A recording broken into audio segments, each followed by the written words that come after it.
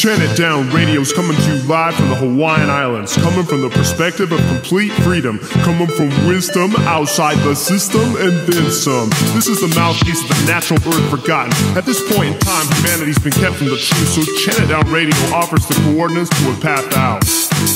You're searching for something whole, cause what you seek real life. You're watching this world unfold, the truth beneath the lies, rekindling what's been stole, the need to free one's mind, uncover the truth exposed, so people see the light. Let's chant it down so we can know. It's simple, we just break it down a little bit so we can process all. Make the switch and elevate yourself to conscious mode, and it's beneficial we can get this concept rolling. Get the future generations wanna start the whole thing, with the message demonstrated we can start a post, taking in, assimilating, getting lots of numbers, waking up the population, try to stop hypnosis. The solo journey is the absolute cure for many things on the mind. It is maybe the best thing, and maybe it sounds like, well, that's it, that's all you have to say, you know. I'm telling you, until you go and do it, you know, the idea sounds like, well, that's not going to fix the world problems or fix the mood that I'm in, you know. But honestly, it does some great inner work. The solo journey is about the heart. I am at heart myself a solo journeyer. I always have been. I can't tell you how much of my life I've spent walking around listening to music in my headphones and going on journeys or car trips, hikes, bike rides, or just walking places in the city, going places and just letting my mind unravel. Or international travel, just totally just getting into a whole new world and out of your comfort zone, you know? Sometimes I even feel like I built this show for the solo journeyer, because it's really about listening to this podcast, to you listening to this podcast, and getting these insights by yourself. Usually, I mean, it's group listening is fine too, and I know some of you might do that, but I like listening to podcasts alone most of the time. When I listen to podcasts, I like to listen to them not only alone. I like to listen to music alone and just get into a zone. I don't know, but I don't listen to as many podcasts as I actually make. I should listen to some more, and I enjoy a few people. I probably mentioned on this show before, and I've had pretty much most of them on anyway. Yeah, so listening, so this show is created, I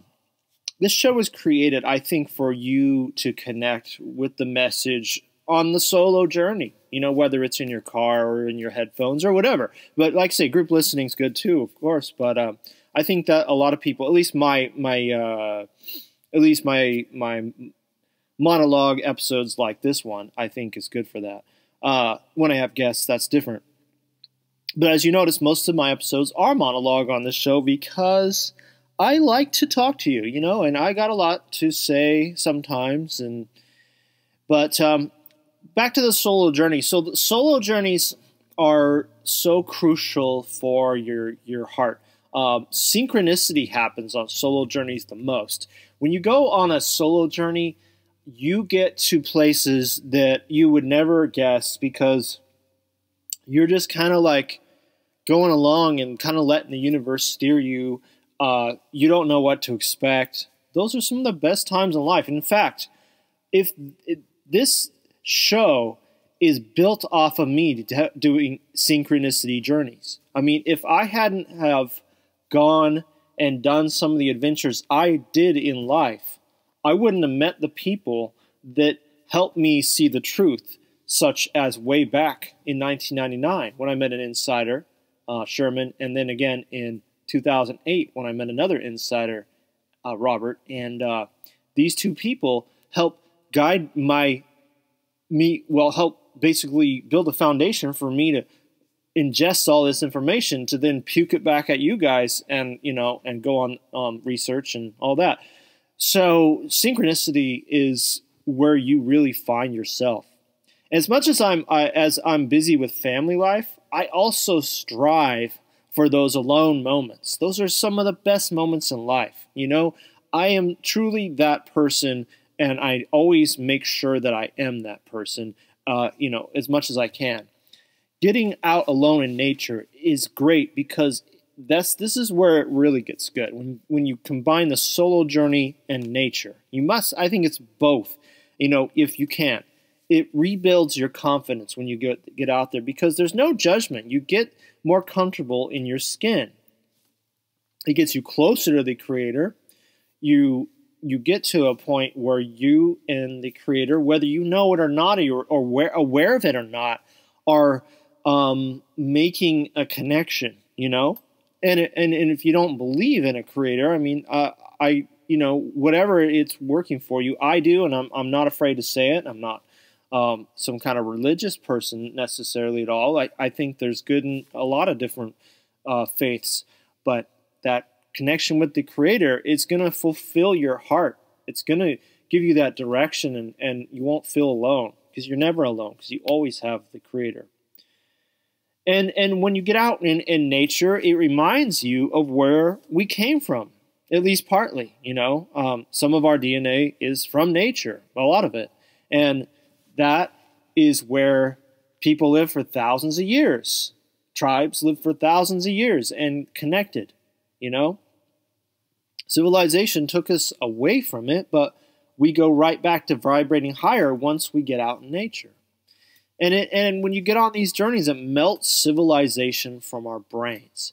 And, you know, it takes a while. Of course, you know, a real journey would be like a camping, or better yet, a backpacking journey, getting away from people, and that'll really melt civilization out of your brain.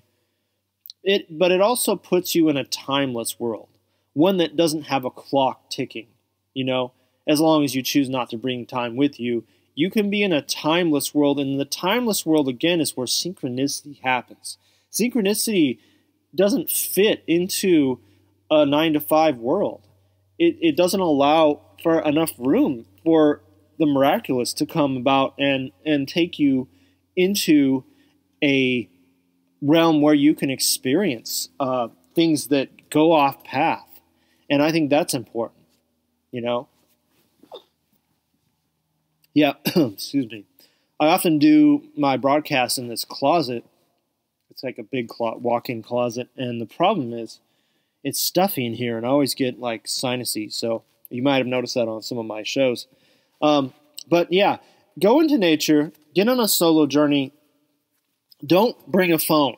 If you have to, put it away in your bag, okay? But don't bring a watch. You know, how often do we get away from the chatter of the world? You know, even the people you love. How often, right? You need your own thoughts. It clears the mind when you get alone in nature. It helps you, and it gets those creative juices flowing again. You get that. If you're a creative person, going for a walk in nature is kind of like key. You know, it's going to really loosen you up. If you're a writer and you got writer's block, or if you're a painter and you just want to paint something beautiful, you get in nature and you get inspired. You know, and you need your own thoughts, and you learn also to trust your intuition. You learn to trust your intuition because you have nobody else telling you what to do, and you can just kind of follow where you want to go. And that's why I love going on vacation alone sometimes. I rarely do this, okay? I mean, I can't even remember the last time I did this because I got kids and stuff. But when you go on a vacation alone, if you go solo journey, especially internationally, wow, you just get into so many cool situations, and bad ones too if you don't watch out, but mostly good ones. But yeah, being alone and doing the solo journey also has its other side too, and this is why many are afraid to be alone. It forces you to confront your problems. It forces you to look at your dark side, and I'm not afraid to do so. I mean, I occasionally am, sure, but it forces you to kind of just go, well, okay, I got some issues that maybe I need to work on. Then you come back into society and you start working on them. You know, and another thing that I'm about the only time I ever go out, ever smoke weed in the day is when I'm in nature and I don't have to go back into the world for the rest of the day. That's about the only time I do it, and it is fun sometimes. I'm not a big weed smoker. I've said this on the show before. I like a few puffs at night, and that's about it. Because if I do it in the day, I end up just being kind of, I don't even like how it feels after a while. I'm tired of it. But in nature, there is a place for that. But most of the time, a completely sober mind is just fine out there. And it's what I needed. Not exactly getting high, but honing in on what I need, you know? And it never hurts to bring a ganja companion, okay? Occasionally, if you want, you know, that's kind of fun out there, right? If you're into it. It's something about the repetitive motion, I think, of hiking or walking that brings out your thoughts, and it just sort of like draws them out, and you start to be able to kind of have a canvas in your mind to paint, and I really enjoy that. And as much as the world situation is fucked right now, you can still get enjoyment by being alone, and it's the most important thing you can do, and it totally eventually snapped me out, you know? I put it as high priority, like really high priority, and I know I'm speaking from an advantage point of living in Hawaii, where we have year-round climate. Going outside into nature is something you can do year-round, and I know all of you don't have that. We're just almost getting into November of 2021, so, you know, a lot of you are getting colder out there in the northern hemisphere, and maybe you can't do as many cool nature journeys, but, you know, maybe you need to bundle up. Maybe you need to gear up. I don't know. You know, it just depends on where you live. I know there's some harsh climates out there that are tough to get on these nature journeys. Replace it with a car ride, I guess, you know. But it's important. The solo journey is important. And it's not selfish either. Sometimes partners and loved ones, you know, worry when you want to get out and be alone.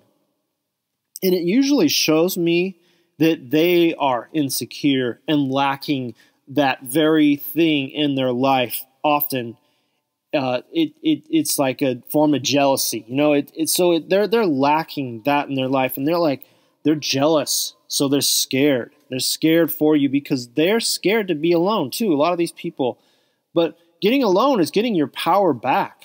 It's getting your power back. So when you do rejoin with people that are like that, they like you more. But usually those are people you don't want to be around all the time, unfortunately, you know, if they're that worried about you being alone. There's a quote. Why didn't I? Geez, I copied and pasted the quote, but not the source. But oh well. All of humanity's problems stem from man's inability to sit quietly in a room alone. And I agree with that, definitely. I would alter that a little bit, though. I would say all of humanity's problems come from government. But as far as individuals, not controllers, we need to get out and get alone. That's my altering of that a little bit, you know? I think outside better than inside. But yeah, being in a room alone or just having alone time, it's just important. And so going on my hike, though, here's something that I really absolutely hate, okay? I'm on my hike. I'm really having a good time. I don't mind if I see other people, you know, but I absolutely hate people blasting their music out in nature in their little speaker or boombox or whatever. That's what headphones are for, you retarded, degraded, unevolved millennial morons that I see. I mean, come on, really. You know, I mean, and what makes you think we want to listen to your music? Like what makes you think that everyone likes your music? It's usually trash, not all of it, but usually. And why do you need to listen to music out in nature? That pisses me off. It shows fear to me, fear of being away from the world's chatter. And so these are afraid people. Yeah, they're getting out in nature, but they're not getting in the proper zone. Due to mass censorship, if you want to listen to this entire podcast, go to any podcast player out there and visit the website chantitdownradio.com, which has many episodes and archives to sift through.